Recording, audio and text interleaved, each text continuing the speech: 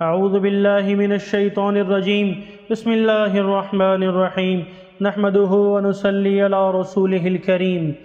سورۃ الواقعہ، سورت کا تعارف یہ ہے کہ سورت مکی زندگی کی ابتدائی دور کی صورتوں میں سے ہے اور اس میں معجزانہ فصاحت و بلاغت کے ساتھ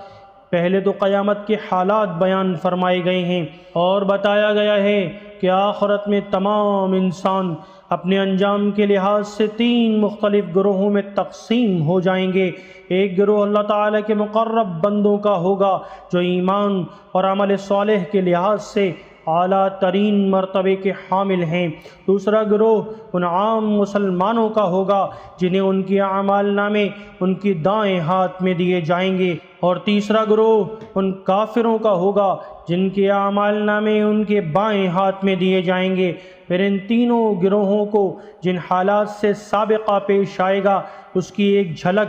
بڑے مؤثر انداز میں دکھائی گئی ہے۔ اس کے بعد انسان کو خود اس کے اپنے وجود اور ان نعمتوں کی طرف توجہ دلائی گئی ہے کہ یہ سب کچھ اللہ تعالیٰ کی عطا ہے، اور اس کا تقاضا یہ ہے کہ انسان اسی کا شکر بجا لا کر اس کی وحدانیت کا اعتراف کرے اور توحید پر ایمان لائے۔ پھر آخری رکوع میں قرآن کریم کی حقانیت کا بیان فرماتے ہوئے انسان کو اس کی موت کا وقت یاد دلایا گیا ہے کہ اس وقت وہ کتنا ہی بڑا آدمی سمجھا جاتا ہو، نہ تو خود اپنی موت سے چھٹکارا پا سکتا ہے، نہ اپنے کسی محبوب کو موت سے بچا سکتا ہے۔ لہٰذا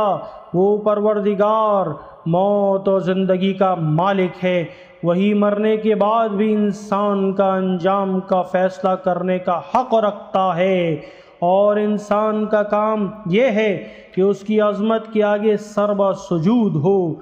سورت کی پہلی ہی آیت میں واقعہ کا لفظ آیا ہے جس سے مراد قیامت کا واقعہ ہے، اور اسی کے نام پر اس سورت کو سورہ واقعہ کہا جاتا ہے۔ شروع اللہ کے نام سے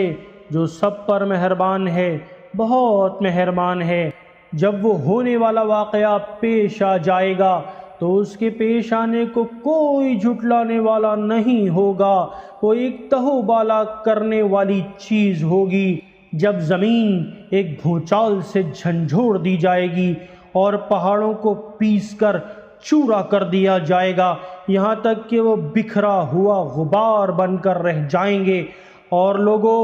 تم 3 قسموں میں بٹ جاؤ گے۔ چنانچہ جو دائیں ہاتھ والے ہیں، کیا کہنا ان دائیں ہاتھ والوں کا، اور جو بائیں ہاتھ والے ہیں، کیا بتائیں وہ بائیں ہاتھ والے کیا ہیں، اور جو سبقت لے جانے والے ہیں وہ تو ہیں ہی سبقت لے جانے والے، وہی ہیں اللہ کے خاص مقرب بندے۔ وہ نعمتوں کے باغات میں ہوں گے، شروع کے لوگوں میں سے بہت سے اور بعد کے لوگوں میں سے تھوڑے، سونے کے تاروں سے بنی ہوئی اونچی نشستوں پر ایک دوسرے کے سامنے ان پر تکیہ لگائے ہوئے سدا رہنے والے لڑکے ان کے سامنے گردش میں ہوں گے، ایسی شراب کے پیالے، جگ اور جام لے کر جس سے نہ ان کے سر میں درد ہوگا اور نہ ان کے ہوش اڑیں گے، اور وہ پھل لے کر جو وہ پسند کریں، اور پرندوں کا وہ گوشت لے کر جس کو ان کا دل چاہے، اور وہ بڑی بڑی آنکھوں والی حوریں ایسی جیسے چھپا کر رکھے ہوئے موتی۔ یہ سب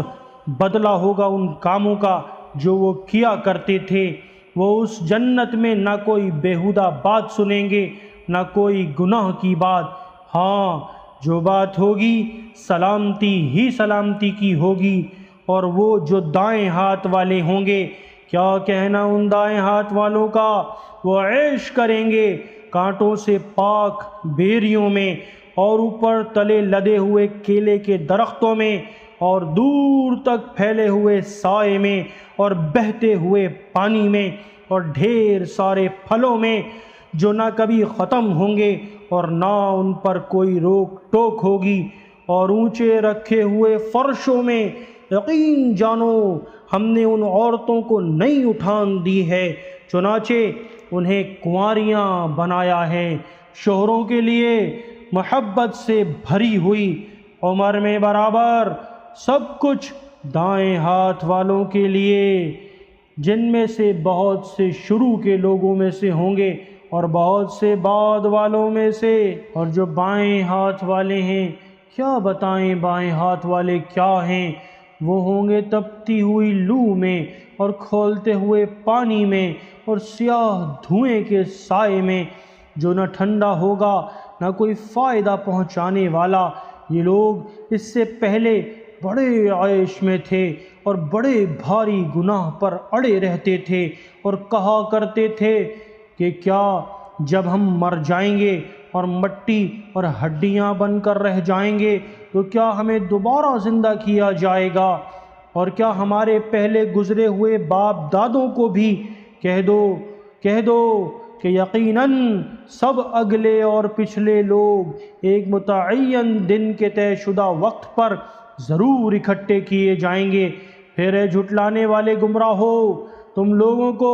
ایک ایسے درخت میں سے کھانا پڑے گا جس کا نام زقوم ہے، پھر اسی سے پیٹ بھرنے ہوں گے، پھر اس کے اوپر سے کھولتا ہوا پانی پینا پڑے گا، اور پینا بھی اس طرح جیسے پیاس کی بیماری والے اونٹ پیتے ہیں۔ یہ ہوگی جزا اور سزا کے دن ان لوگوں کی مہمانی۔ ہم نے تمہیں پیدا کیا ہے، پھر تم تصدیق کیوں نہیں کرتے؟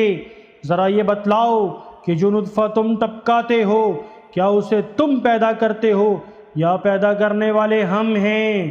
ہم نے ہی تمہارے درمیان موت کے فیصلے کر رکھے ہیں، اور کوئی نہیں ہے جو ہمیں اس بات سے عاجز کر سکے کہ ہم تمہاری جگہ تم جیسے اور لوگ لے آئیں اور تمہیں پھر سے کسی ایسی حالت میں پیدا کر دیں جسے تم نہیں جانتے، اور تمہیں اپنی پہلی پیدائش کا پورا پتہ ہے، پھر کیوں نہیں سبق لیتے؟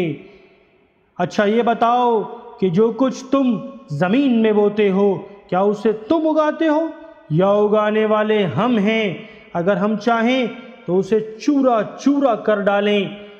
جس پر تم بھونچ کے رہ جاؤ کہ ہم پر تو تاوان پڑ گیا،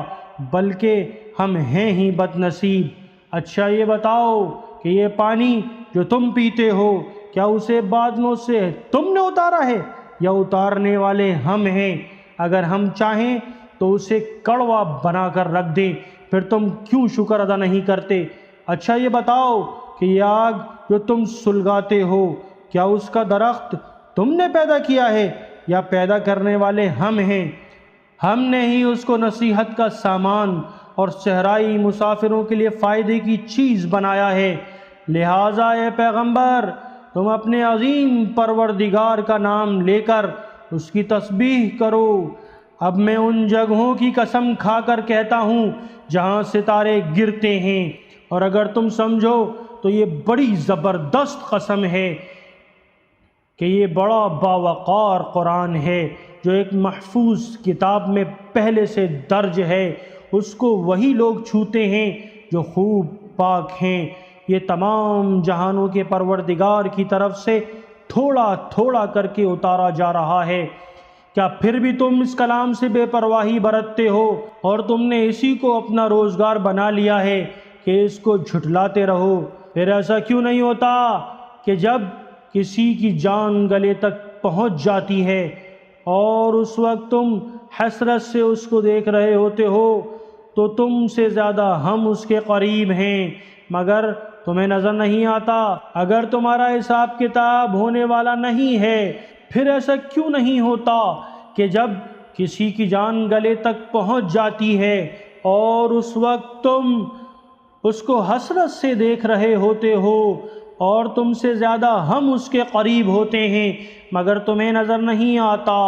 اگر تمہارا حساب کتاب ہونے والا نہیں ہے تو ایسا کیوں نہیں ہوتا کہ تم اس جان کو واپس لے آؤ اگر تم سچے ہو؟ پھر اگر وہ مرنے والا اللہ کے مقرب بندوں میں سے ہو تو اس کے لیے آرام ہی آرام ہے، خوشبو ہی خوشبو ہے اور نعمتوں سے بھرا باغ ہے۔ اور اگر وہ دائیں ہاتھ والوں میں سے ہو تو اس سے کہا جائے گا کہ تمہارے لیے سلامتی ہی سلامتی ہے کہ تم دائیں ہاتھ والوں میں سے ہو، اور اگر وہ ان گمراہوں میں سے ہو جو حق کو جھٹلانے والے تھے تو اس کے لیے کھولتے ہوئے پانی کی مہمانی ہے اور دوزخ کا داخلہ ہے۔ اس میں کوئی شک نہیں کہ بالکل صحیح معنی میں یہی یقینی بات ہے۔ لہٰذا اے پیغمبر، تم اپنے عظیم پروردگار کا نام لے کر اس کی تسبیح کرو۔